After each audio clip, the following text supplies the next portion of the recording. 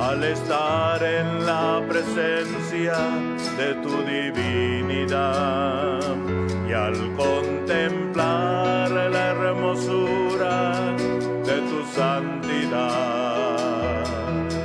Mi espíritu se alegra en tu majestad.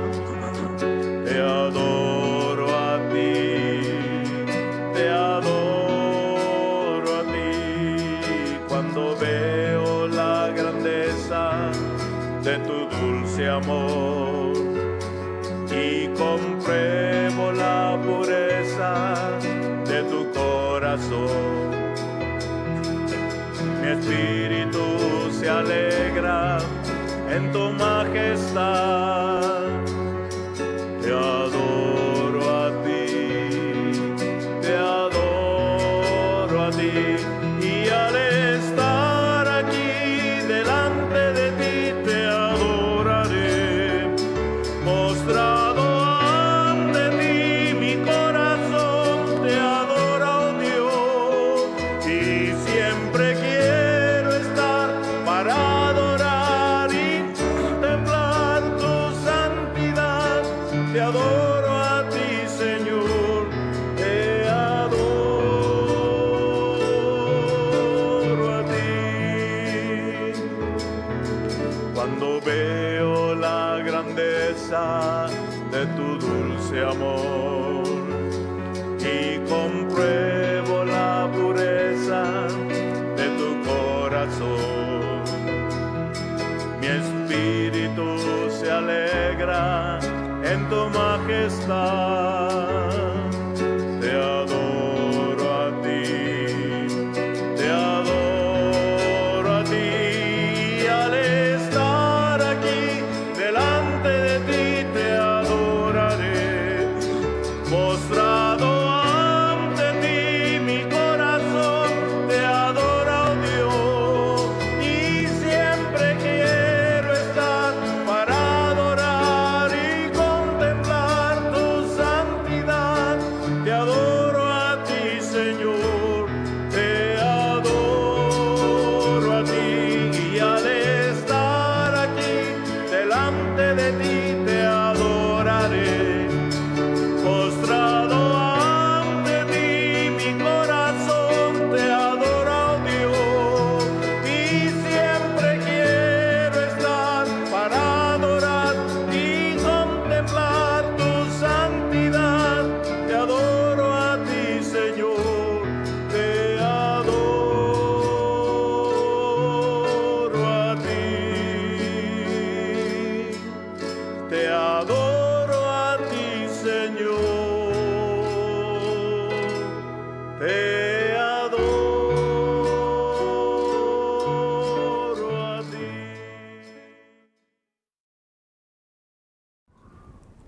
El Señor les bendiga, amados hermanos en Cristo. Realmente es un gozo iniciar este año con esta segunda parte de nuestro curso. Recuerdan que inicialmente dijimos que íbamos a ver en 3 partes. La cámara funciona al revés, de repente hay que acomodarnos. La primera parte la íbamos a ver en la vida de David. La segunda parte iba a ser el arca del pacto del testimonio. Y la tercera parte ya veríamos los tipos y las figuras que contiene nuestro curso. Sé que el primer mensaje de este año terminamos con la vida de David, pero creo que parte del mensaje para este año, yo le decía, Señor, ¿qué es lo que tú tienes para nosotros en este estudio de provisión para nuestras vidas? Y créanme que yo espero que lo que el Señor habló a mi corazón sea de gran bendición para cada uno de ustedes de nuestra amada congregación y en el cuerpo de Cristo. Yo sé que si hay algo que les pueda bendecir, sea todo un gozo poder compartir lo que el Señor nos da. Y quiero compartir esta parte recordando algunos detalles que ya mencionamos. El arca del pacto, el Señor le pone nombre con Moisés. Le dice, harás un arca y esta arca la llama regularmente en la Escritura el arca del pacto o el arca del testimonio. Y recuerdan lo que vimos en la vida de David, que Dios nos deja sus testimonios. Y qué interesante es que Dios se toma este tipo de peculiaridades, de cosas específicas para hacernos ver que esta arca fue establecida exactamente para el pueblo de Israel. Y aquí yo quería hacer un paréntesis de inicio o como introducción de que Dios tomó a Abraham y le dijo que de él iba a ser una gran nación. Y de hecho se le llama a Abraham el padre de la fe, así es que, como dice Pablo, que de los dos pueblos, el Israel natural y el Israel espiritual, hizo uno solo. Así es que esa gran nación creo que también estamos incluidos cada uno de los creyentes redimidos por Cristo Jesús. Así que tomó a Abraham y corrieron los años hasta llegar a Isaac, Jacob, sus 12 hijos, entraron a Egipto, salieron de Egipto, estaban en el desierto. Y exactamente allí en el desierto, ¿verdad? Y Moisés empieza a recibir instrucciones específicas. Y amados, esto para mí se hace demasiado interesante. No quiero jalonear o apretar algunos conceptos que se manejan a nivel del cuerpo de Cristo. Yo solamente espero que me concedan la oportunidad de tratar de hacer un paralelismo entre el antiguo pacto, dijimos en los mensajes pasados, y el pacto renovado, Antiguo y Nuevo Testamento.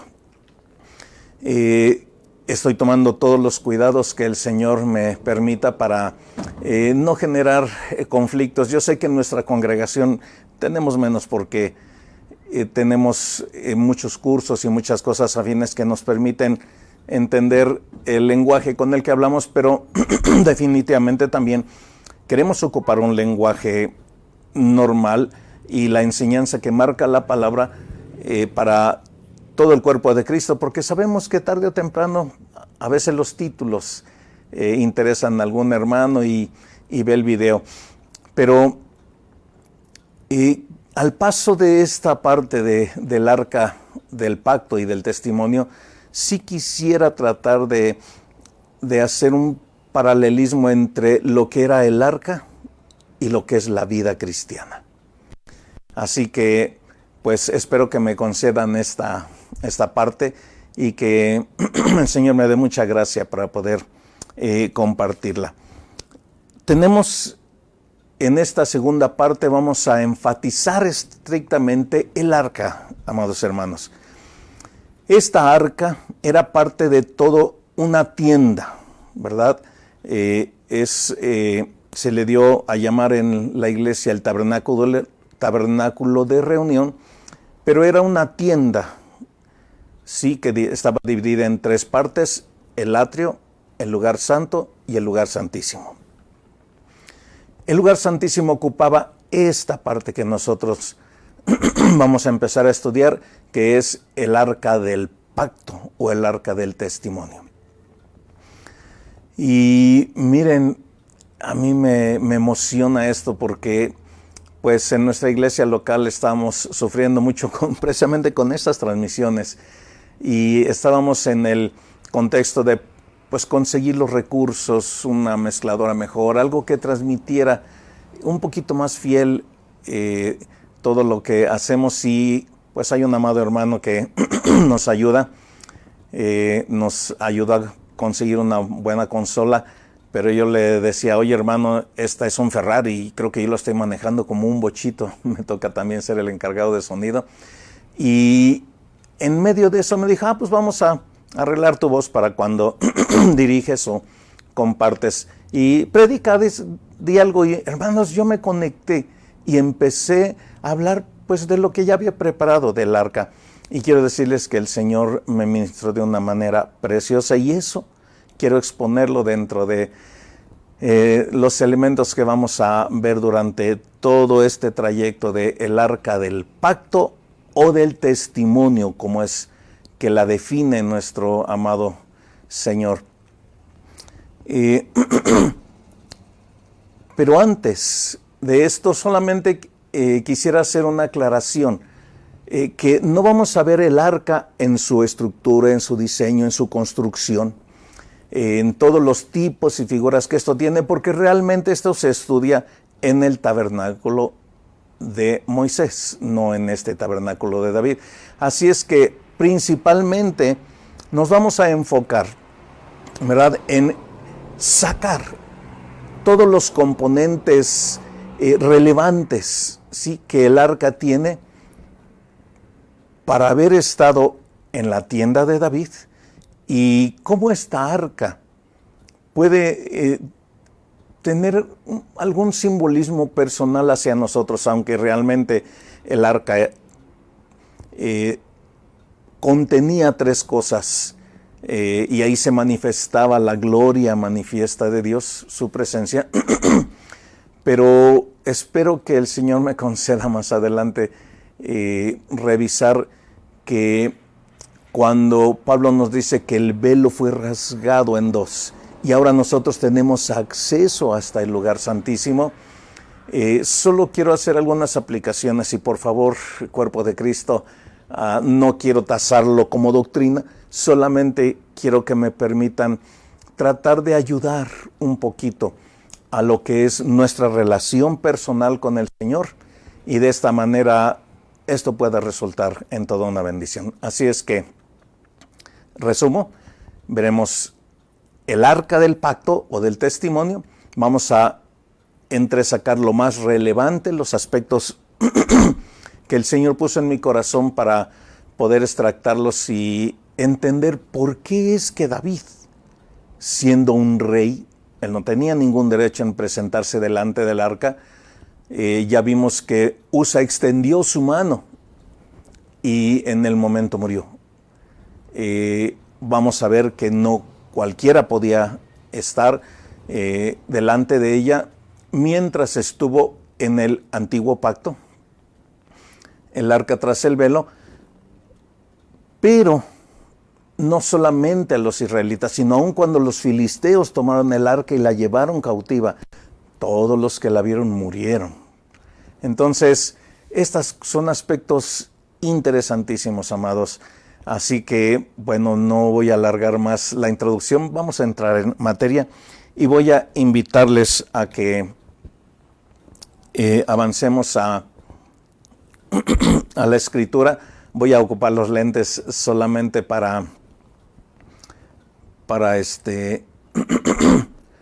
leer, porque yo mismo veo aquí que hay demasiado reflejo, así es que bueno, si me ven poniéndome y quitándome los lentes, ¿verdad?, espero no les distraiga.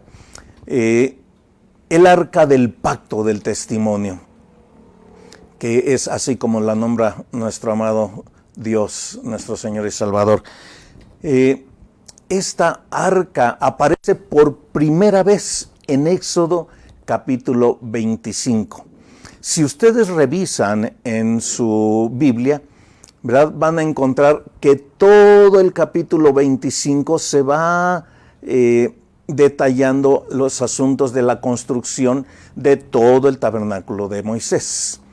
Pero en este capítulo 25 vamos a encontrar específicamente algunos detalles que el Señor me ponía a entresacar para resaltarlos, ¿verdad? Así que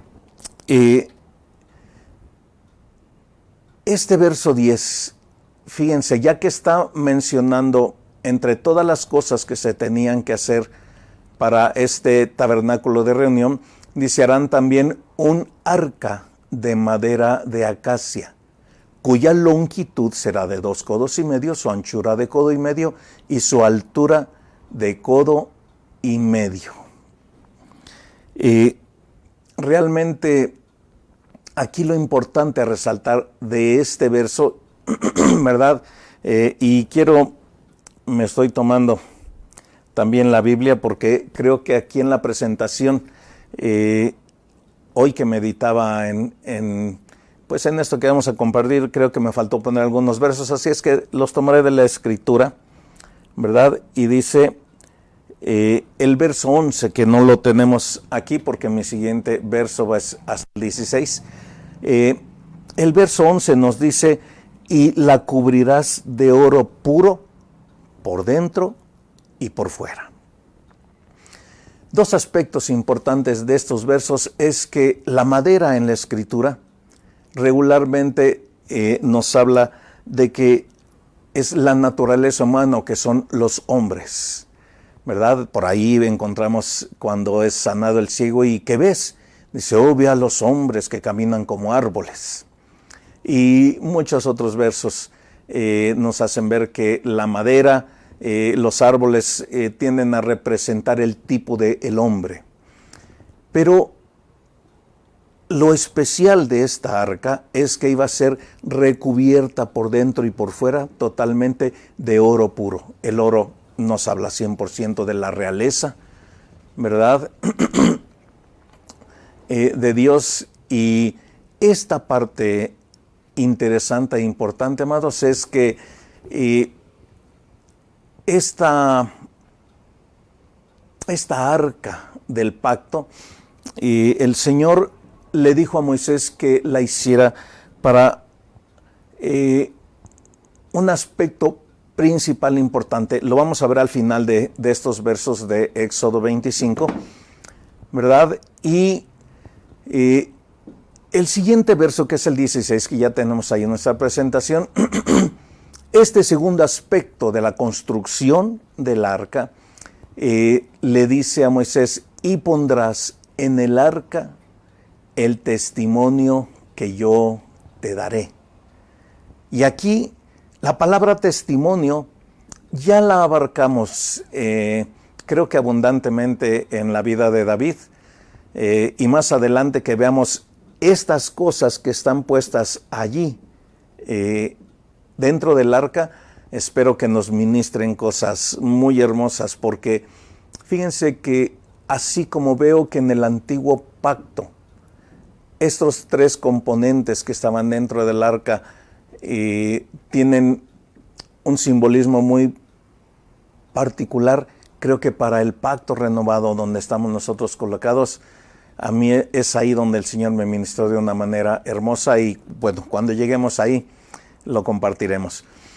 Este aspecto de aquí es que dentro del arca se pondría un testimonio compuesto de tres cosas, básicamente, y estas tres partes las vamos a ver más adelante, porque va a ser necesario profundizar en ellas, extendernos y verlas a detalle, pero estas tres partes estaban dentro del lugar donde se iba a presentar, ¿verdad?, la presencia manifiesta de Dios. El verso 17, y aquí, ¿verdad?, voy a tomar también mi Biblia para leer, porque la siguiente parte que el Señor nos muestra en la construcción de esta arca, primeramente ya vimos que es la madera recubierta de oro. Dentro iba a llevar tres componentes, pero en el verso 17 dice, y harás un propiciatorio de oro fino, y da las longitudes que obviamente correspondían con la estructura y medidas para hacer una tapa del arca. Y este propiciatorio, también en la Escritura, la misma palabra de Dios nos dice que se le llama el asiento de misericordia. Qué precioso cuando la Escritura está hablándonos de Moisés. Creo que esto lo mencionamos en la vida, ¿verdad? Que dice, Señor, muéstrame tu rostro, tu gloria, tu presencia. Y le dice el Señor, no, nadie me ha visto, y muere, ¿verdad? Entonces verás el final de mi gloria como el cometa, la colita, ¿verdad? Le dice Dios, fuerte y misericordioso, tardo para la ira y grande en misericordia.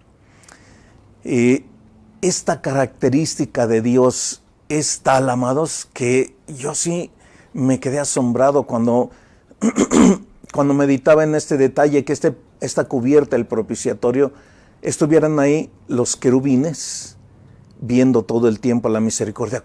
Y en ese momento pensé, ¿cómo es que Satanás pudo, en medio de estar en la misma presencia, experimentando como estos querubines que representan que todo el tiempo se está viendo en los cielos a la misericordia de Dios, y haberse desviado? Yo dije, wow, pero bueno, no es lo importante del tema. Pero sí, dice que se haría una plataforma, una tapa de oro fino, ¿verdad? Y también se iban a hacer 2 querubines de oro labrados a martillo. Todo era de una sola pieza. Tanto la plancha como los querubines labradas a martillo, ¿verdad? Los querubines estaban en los 2 extremos, inclinaban, veían hacia el propiciatorio. Y 19, sí, creo que hasta aquí llegué. Voy a poner el verso que sigue. Sí, porque hoy que meditaba dije, no, también tengo que leer los versos 20 y 21. Dice el 19, harás pues un querubín en un extremo y un querubín en el otro extremo. De una sola pieza con el propiciatorio los harás.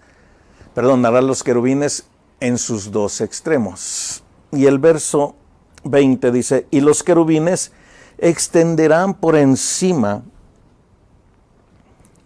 las alas, cubriendo sus alas con sus alas el propiciatorio, sus rostros el uno enfrente del otro, mirando al propiciatorio los rostros de los querubines.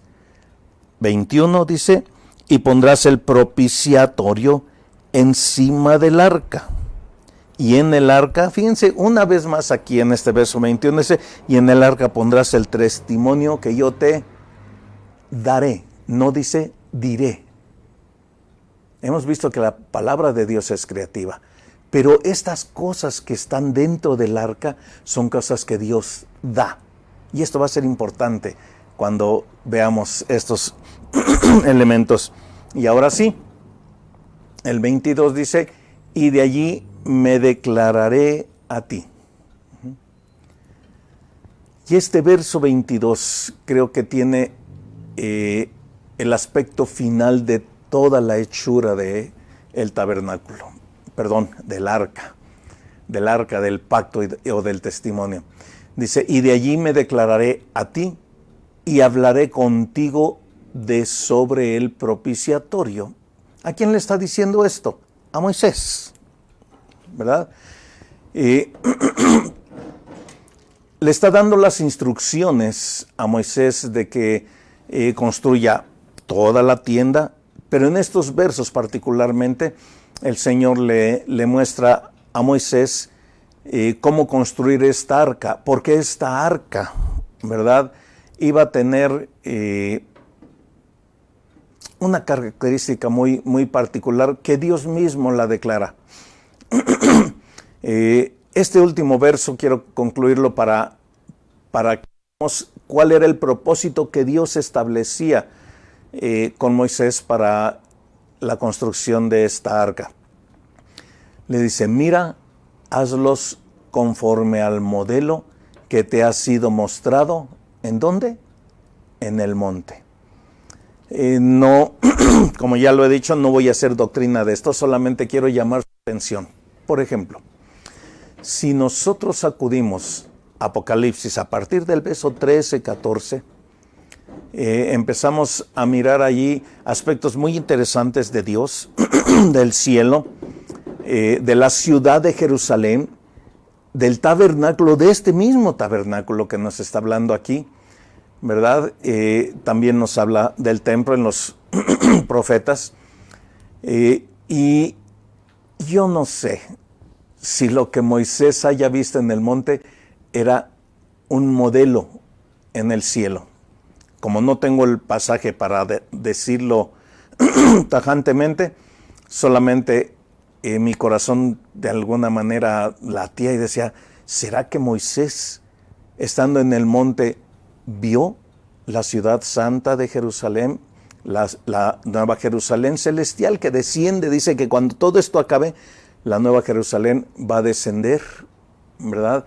Y Dios va a establecer su luz, y ahí es la eternidad la que nos toca. Pero finalmente le dice, mira y hazlos conforme al modelo que te ha sido mostrado en el monte. Y ahora sí, con esto podemos encerrar nuestro aspecto número 1. Moisés recibió instrucciones específicas para que hiciera un santuario para Dios. Sí, ya mencionamos que ahí en Éxodo encontramos todo esto. En este capítulo 25 tenemos todos los detalles de la construcción del Arca del Pacto. Pero ¿cuál era el propósito de este santuario? Le he llamado tienda porque era una tienda, pero sin embargo Dios declara que este era un santuario. Después se le llama el templo cuando Salomón construye el templo de Salomón, pero realmente el israelita siempre le ha llamado el santuario. Y fíjense qué interesante. Cuando David pone en su corazón construirle una casa, ¿qué le dice Dios? Yo nunca he habitado en casas y en lugares. Así es que bueno, si por alguna razón hay quienes ven los locales de reunión como algo muy místico, creo que es incorrecto. No son más que un lugar de reunión, ¿verdad? Sí viene la presencia de Dios, sí suceden cosas, sí hay respeto aún a la misma Biblia, ¿verdad? Hay un respeto porque es la palabra de Dios, pero no tenemos que hacer cosas místicas, ¿verdad? Originalmente la iglesia inició en hogares, así es que el santuario, ¿verdad?, estaba hecho para Dios. ¿Por qué? Porque en ese santuario iba a estar colocada el arca, que ya estuvimos describiendo en estos detalles importantes, y todo esto era con un solo propósito. ¿Qué nos dice el verso? Para que habitara en medio de ellos.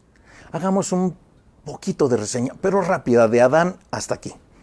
Mire, Adán literalmente no necesitaba un santuario. Hablaba cara a cara con Dios. Sí, después entró el pecado y allí empieza a haber muerte, ¿no? Fue separado de la presencia de Dios y también vino la muerte física que nos separa de nuestra carne humana. Después de allí, la presencia de Dios como la tuvo Adán, parece ser, si somos diligentes estudiando, que era gente calificada o gente que tenía un corazón para Dios, y Dios se manifestaba o hablaba con ellos. Y ahí tenemos a todas las referencias personales. Creo que si vemos detalles interesantes, como ya lo mencionamos en la vida de David, a Abraham y a David y a Moisés, son tres personas de quien Dios da detalles peculiares. De Abraham nos dice que es un amigo de Dios, de Moisés dice que fue el hombre más manso sobre la tierra, y de Moisés un hombre conforme a su corazón. Pero sin embargo, lo que sucedía es que Dios venía y hablaba con ellos.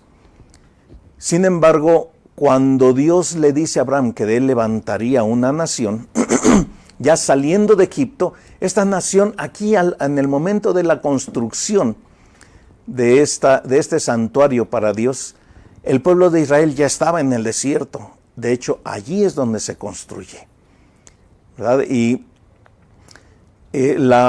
los aspectos importantes, amados, es que cuando Dios tomó a Abraham para hacer una nación, le dijo, yo quiero que ustedes como nación sean un testimonio a todas las demás naciones, ¿sí?, de que Dios es nuestro Dios. para que todos vean y entiendan que los otros dioses no son dioses. Y por esa razón, ¿cómo es que Dios, verdad, toma en este punto específico del pueblo de Israel en el desierto? Yo me maravillo, amados. Imagínense. Todos los ingredientes que ustedes lean aquí, que se tomarían pelos de tejones, de cabra,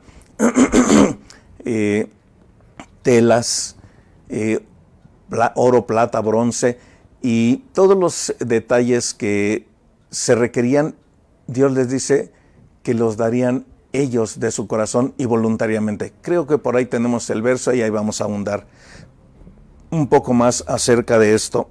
Pero finalmente, Dios pone este punto exactamente, ¿sí?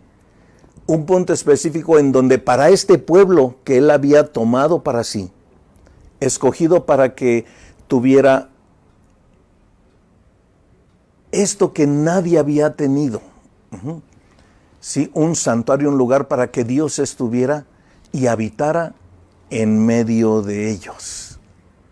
Oye, amados, esta parte a mí me inspiró mucho porque si nosotros hemos estudiado, ¿verdad?, el santuario de Moisés, sabemos que en el atrio cualquiera llegaba. Ahí todo el pueblo podía entrar porque tenía que presentarse con sus sacrificios, sus holocaustos y todas las abluciones que ellos tenían como responsabilidad. Pero ya para cruzar a la segunda parte, que era el lugar santo, ya se requerían requisitos. Era solo la tribu de Leví, ¿verdad? Solo los levitas que también tenían ciertas responsabilidades para servicio. Estaba ubicando la palabra correcta. Tenían actividades para servicio en el santuario que edificó Moisés. Y definitivamente el otro aspecto importante de este santuario, ¿verdad?, le dice a Moisés: alzarás el tabernáculo conforme al modelo que te fue mostrado en el monte. Y aquí está la tercera parte. También harás un velo de azul, púrpura, carmesí y lino torcido. Será hecho de obra primorosa con querubines. Esta parte de la madera de acacia tiene sus características, pero tardaríamos demasiado. Yo que espero que cuando tengamos los tipos ahí veamos un poquito de esto, ¿verdad? Se va a poner sobre 4 columnas de madera de acacia cubiertas de oro, sus capiteles de oro sobre sus basas de plata. Miren, oro, plata, bronce. Cada uno de los metales. La instrucción de poner el velo debajo de los corchetes y meterás allí del velo adentro, y esta es la parte importante, del velo adentro el arca del pacto o del testimonio, y aquel velo os hará, ¿qué dice aquí? Separación. ¿De qué? Separación entre el lugar santo y el lugar santísimo.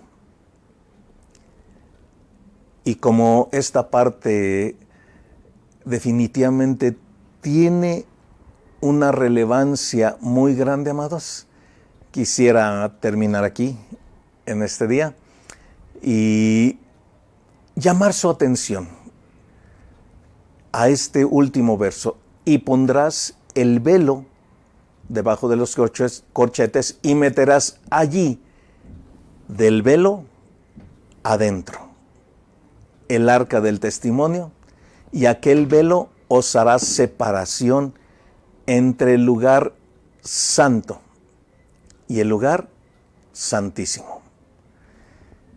¿Cómo es que esto puede aplicar a nuestras vidas? Y yo lo voy a mencionar en el siguiente mensaje solo como una aplicación, hermanos. Por favor, no quiero que se tome como una doctrina, pero el Señor me hacía ver que en el cuerpo de Cristo a veces tenemos algunos conflictos para emparejar los tipos que tenemos del antiguo pacto al pacto renovado. ¿Y cómo es que nosotros, habiendo sido salvos y redimidos por la sangre de Cristo, ahora hemos sido hechos santos? ¿Sí? Pero en nuestro siguiente mensaje vamos a ver algunos detalles más de este lugar santísimo. Solo podía entrar una sola persona, el sumo sacerdote. ¿Quién fue el sumo sacerdote? Aarón. Aunque Aarón era de la tribu de Leví, ¿verdad? El poder entrar al lugar santísimo solo iba a ser otorgado a Aarón y a sus hijos. Así que todo esto espero que sea interesante. Ahorita todo es información, amados, y espero que podamos tener una emoción más grande, una cuestión más importante a partir de este segundo tema, porque creo que las cosas relevantes, después de poner estos cimientos de la construcción del arca, espero que espiritualmente podamos aplicarlos en nuestro siguiente mensaje. Oremos. Señor, te damos muchas gracias por este nuevo año. Mi corazón late, Señor, cuando veo el estudio de esta arca, que, como dijo nuestro pastor, Señor, si el año pasado fue difícil, los años que vienen no van a ser mejores. Y definitivamente nosotros necesitamos encontrar recursos y respuestas para poder encontrarnos, Señor, en ese lugar donde estuvo el pueblo de Israel, aún dentro de Egipto. Unas plagas sí afectaron a los egipcios y a los israelitas, pero de la cuarta plaga en adelante, solo Israel era guardado y Egipto sufría las plagas. Y en el desierto una provisión tal que queremos ver esa gloria en nuestras vidas. Y todo esto depende de qué entendimiento podamos tener del arca. Solo danos gracia de adentrarnos en esto. Y Señor, bendecirte en el nombre de Cristo Jesús. Amén. Dios les bendiga, amados.